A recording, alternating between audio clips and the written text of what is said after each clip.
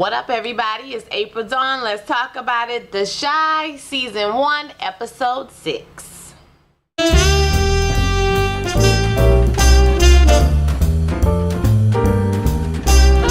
This show was a sort of like a filler episode. Since we wrapped up some of the main storylines, well, a couple of the main storylines, it's kind of been like, okay, well, kind of what we're on to now. What's going to be the next thing? What's popping? So, let's go ahead and get into it. Brandon's mom and her boyfriend are sitting there talking about a cruise they're going on. They're talking about how much fun they're gonna have, what they're gonna do on the cruise, you know, just talking it up or whatever. Brandon gets up in the morning talking about they making too much noise. Stepdaddy say something smart to him and Brandon shoot him back with, you can't sell this house without my signature. So that shut Stepdaddy up. So he says, well, what y'all going on a cruise for? And he said, we for a honeymoon. Wait, what? Come to find out, mama done went and married Stepdaddy. Now he your stepdaddy. He's your pappy. Brandon is upset about this. You know, he said they're gonna have a cookout tonight and they want him to come to the cookout. And so, you know, Brandon is all upset about it. Stepdaddy runs out after Brandon and he like, you know, listen, I'm gonna do right by your mama, I promise, or whatever. And he like, don't be calling me son and all of this. And he said, just show up to the party and don't be no bitch, okay? Just show up to the party and, you know, be there for your mama. So Brandon turns around. He said he gotta work. He said, well, you know, maybe when you come, we can have a Heineken. Me and you can have a Heineken. So hopefully, you know, him and his stepdaddy could come to some type of some type of relationship. Because I'm tired of seeing them argue, to be honest with you. But we'll see what happens. So we're with Ronnie. Ronnie is drunk as per usual. So I see what his vice is. He's a drunk. So he's drunk. He's just wandering around. And he runs into Common. So Common's character is a Muslim guy. And they have a mosque right there. So he says, you know, Ronnie says he lost his gold chain when he was there. And, you know, he said something about gold is, you know, only worldly possessions, something along them lines. And he basically tells him, you know, I don't know what you did to come here. I don't know what happened to you. That ain't none of my business. But if you ever want to lift your burdens, you know, you can come and we can talk about it. His name is Rafiq. And he said, you know, he did 12 years in the pen. So he just got out the penitentiary. You know, he found Allah when he was locked up. So, you know, his doors is always open. But is he the police, though? We need to know. We don't trust nobody on these type of shows. So I don't know, Common. Is you the police? Or you really out there for a helping type of hand? What you think? I don't know. So we with, I think his name is Amir. Don't get me wrong, but Simon, okay? Simon and Emmett, they talking about how they gonna make this business pop and make it happen. So he said they need about $10,000 to go purchase some shoes because they could sell them, you know, 2, 3, 4 times over or whatever. And he like, $10,000? Are you crazy? He gonna front him the money, like I said, and they gonna make it happen. So dude is like, all right, cool, like we gonna get this money together. So child, you can tell this shit is headed from disaster right from the beginning. I already knew that. So Brandon is at work and he's talking to Sarah and he's complaining about, you know, his mama getting married and they didn't even tell him nothing and X, Y, and Z. And so she like, well, you know, your mama just want to be happy. And then she asked him about Jerica, like, are you and your girlfriend gonna get back together? And Brandon was like, hey, that ain't got nothing to do, you know, with none of this. What did you talking about, baby? What did you talk about, baby? So he spilled some on her clothes and, you know, they wipe it off. It was a little awkward scene or whatever. They making damn googly eyes at each other. I'm like, child, who has the time for this mess? You don't have time for this, Brandon. But all right, whatever. He apologizes to her and homeboy comes down and he like, hey, yo, what's going on? Because everybody talking about y'all. You know what I'm saying? Like, what's like, you being stupid or whatever. Stop being dumb. At the same time, he get called up to go see the chef. And the chef tells him that, you know, he said, can he trust him? He like, yeah, you can trust me. And he's like, Sarah, put your ribeye. He has some type of ribeye thing on the menu. So he said, we're going to use you for the party. They catering. And so, you know, he got to make 150 of the dishes. Cool. So he's all excited about it. He runs off happy. So Emmett and a homeboy, Emmett and Simon, show up to get these sneakers. And in a nice part of Chicago, so they open the door. It's the white woman. She invite them in, you know, I mean, or to the garage and shows them all the sneakers that homeboy have, her husband. And, you know, then she opened a vault. Honey, opened the vault. And it's like more sneakers in there. They're like so rare. And she's like, he told me it's worth this amount of money. So they really game her for about $5,000. Because come to find out, she was just doing her Angela Bassett, honey, awaiting to exhale. And she was just getting rid of all his stuff because he slept with her sister. So they take all of these shoes. They got them for like $5,000 less than they thought they was going to get them. So now they ready to sell and make some money. So he said, you know, he got to go get his son but you know, he gonna be, you know what I'm saying, he gonna be working on it because he got a way they can get rid of all of these shoes and make this shmoney. Okay, so we back to the stoop with Ronnie homeboys, and I like how they threw that little storyline in with the homeboys say he going to school to be an electrician. So I want to find out if he make it through the whole process. He said he gonna be an apprentice, then after he be an apprentice, he gonna, you know, he gonna take the test, and then he gonna start wiring her shit together. So, you know, I want to see if he make it through. Which Ronnie walks up, you know, he peace up to whatever, you know, hey, what's popping, everybody, and dudes is like, you know, the popo been around here asking questions, nigga, you just need to leave town, you need to run away. And they tell him, you know, they trying to figure out, he trying to figure out how to unlock Jason's phone, and dude like, you need one of them Russian, you know, hacker dudes. That was funny. And he like, and the other dude like, if you don't just go down to the basketball court and talk to one of his friends, I don't know, somebody could tell you something. And so they going about his business, and they are hilarious to me when dude said, man, that's the dead man walking, man. I'm glad I ain't never let him borrow no money. I never get that shit back. That was funny to me, okay? I busted out laughing.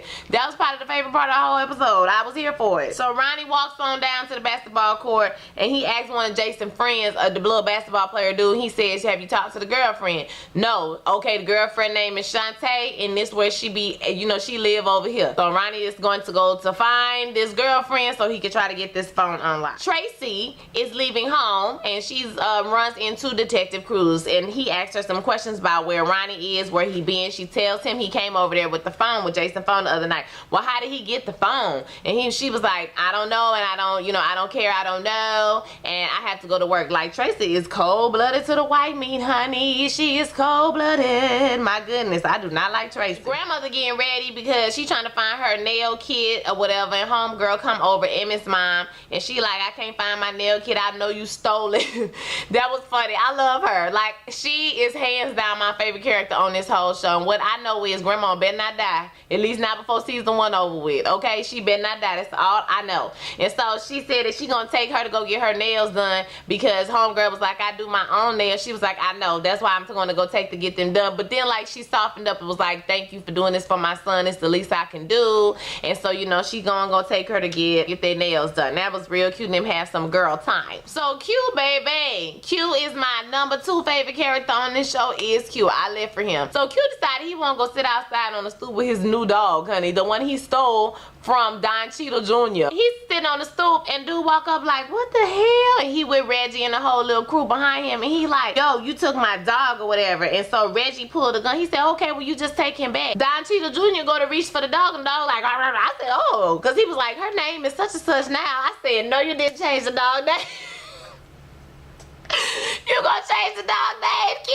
So he changed the dog name. Dude tried to die the dog, you know. The dog don't mess with Don Cheadle Jr. no more, okay? Don Cheadle Jr. is pissed off. Reggie has pulled out the gun on him, and he look Q like, you better tell him what happened to the last nigga fool put a gun on me, fool. He telling Reggie, put the gun down, or what. Don Cheadle Jr. like, I know what you trying to do. You think you just come on here and take over everything? And he said, well, you never got back to me about what I asked you about. I told you, you know, about what happened to that athlete. We used to have a code, you know, you don't kill athletes or whatever, because I remember you was down such and such at the car wash polishing such and such tires or something like. And then he said, and who knows what else. I said, ooh, because he said he was bored in Cuba. Okay, I mean, he said he remember. I remember when you was a scrub, so you can get the on, okay? Get on. He got up and went on about his business, and all of them just went away, honey. Everybody else, Reggie and all the homeboys just walked away. They saw him straight get punked. Straight get punked. So I don't know. Well, Q ain't nobody to play with. Q did not come here to play with you hoes. He came to slay. So he go back to his house, and when he goes inside, his crew is in there, and he's telling them. So basically this whole thing was a distraction to get them out of the house so that his crew could go inside and see what they have. They telling him they have all these different guns, and he like, all right, hit them. We gonna take some of their guns or whatever. Boom. So this is the plan, because the dudes is like, you know, they got this and that and the other, but it's not enough that we can't handle them. We can still take them out. So Brandon is at work with Sarah. They getting everything, you know, ready together, you know, rolling it out for the catering. Simon Simon and Emmett talk. Basically, he tells him that, you know, that $5,000 he got, he borrowed it from his uncle, so they really need to make this money back. Emmett is like, okay, cool, I gotta go pick up my son. But, you know, he start calling all his homeboys, all his friends, everybody telling them, you know, they not stolen, you know, none of the shoes are stolen or whatever. He about to take care of this, you know, he about to set up a little store so they can purchase some shoes. Brandon is at work, honey, flirting,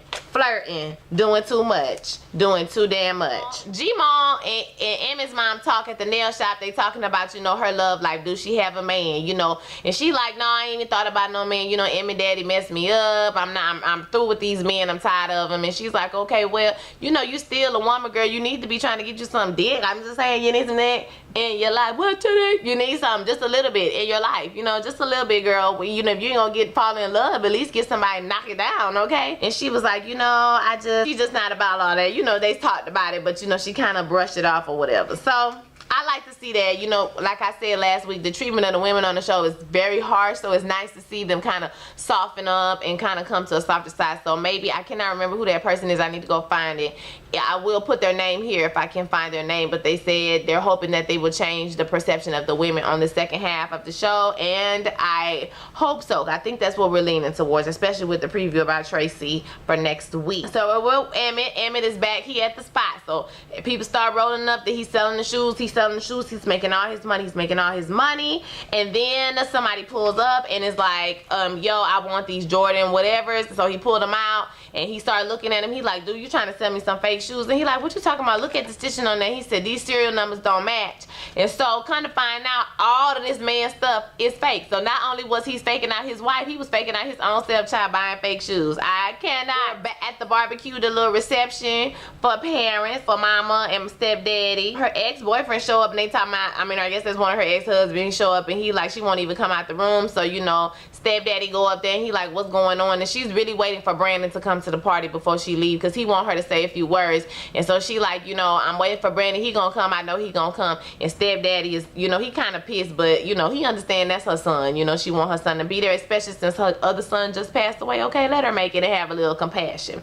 So we'll see. So Emmett's mom goes home, she takes a little bath, honey, and she get that shower head, and she went to work a little bit. I was like, that's right, girl, get you some. Hey, Sam. Ronnie wanders around until he finds Shantae's house, and so when he gets to Shantae's house, they talk a little bit. We find out that Shantae is pregnant with Jason's baby. Jason did not want to play basketball no more. Tracy didn't like her, of course, but her dad liked Jason, and they talk about, ask him, can he unlock the phone? And it's assumed that she unlocks the phone. So we'll see what happens with that whole thing. And she also says that Jason still had love for him. He talked about how he told him how to hold a basketball and all that. That was nice to know that, you know, Jason still cared about him. In some respects, that was cool. So when he's walking out of the apartment, he runs into Cruz. Cruz hams him up, brings him in for questioning. So when he brings him in for questioning, he basically confronts him about the whole Coogie situation and tells him that he on his side. And you know, Ronnie's like, I ain't got no more information until you tell me what happened about Jason, until I get some more about Jason. Cruz is like, listen, I'm trying to help you out. If this phone get into the wrong hands, then what you think is gonna happen? So he gives him the phone, and now Cruz has Jason's phone. So we'll see. Ronnie did try to lie and say he was messed up after when he asked him about Coogie and where you were and all that type of stuff, but you know, Cruz saw right through it because he knows what happened. And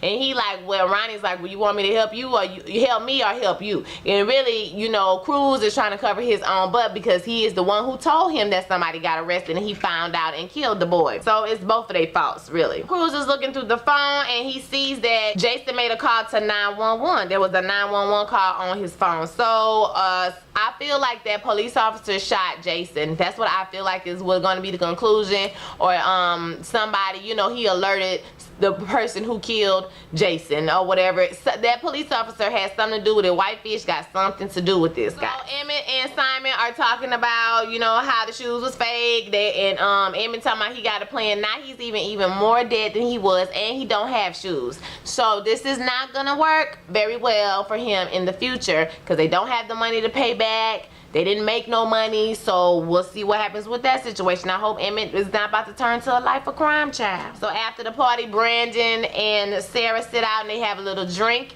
And you know, he asks her what she gonna do with the leftover food, and they decide to go on to the barbecue. So they end up at the barbecue. Brandon's mom is overjoyed to see him. She finally comes out. Brandon even gives a nice speech, y'all. It was nice. He thanked everybody for being there. He even gives stepdad some, you know, talked about what he learned from living with him and how he's happy his mom is happy, and he can't wait to hear about the adventure. I said, come on, Brandon. I think this whole Sarah plot line is to make Brandon's character a little bit bad, because ultimately in this series he's been nothing but a good guy. Like, even when he had every right to be a bad guy, he still was a good guy.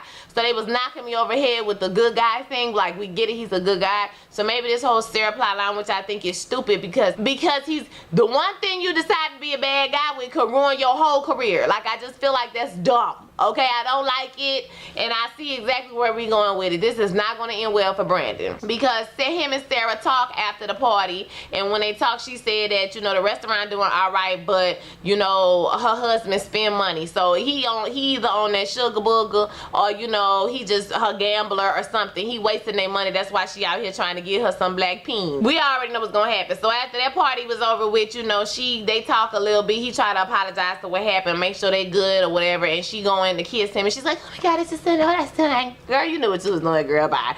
And so they start kissing, and you know, I'm like, this cannot be good. This cannot be good. Q, on the other hand, he goes and his crew sneaks into, Q and his crew sneak into the house in the middle of the night, the trap house in the middle of the night, and they shoot everybody in the house, child. I think everybody in the house. I don't know if John Cheadle Jr. was in there, or that was just like the people who, you know, work in the house. I'm not exactly sure who was shot. A lot of people were shot, and they stole a lot of their supplies out of the house. So we'll see what happens with that. Now they taking back over control by force. Can they keep up? Because they are all old, and there's only like 3 or 4 of them, okay? So we'll see what happens, because it's about to be a real live war in these streets of Chicago, honey. And I want to know what happened to Jason. So overall, it was a decent episode, kind of filler.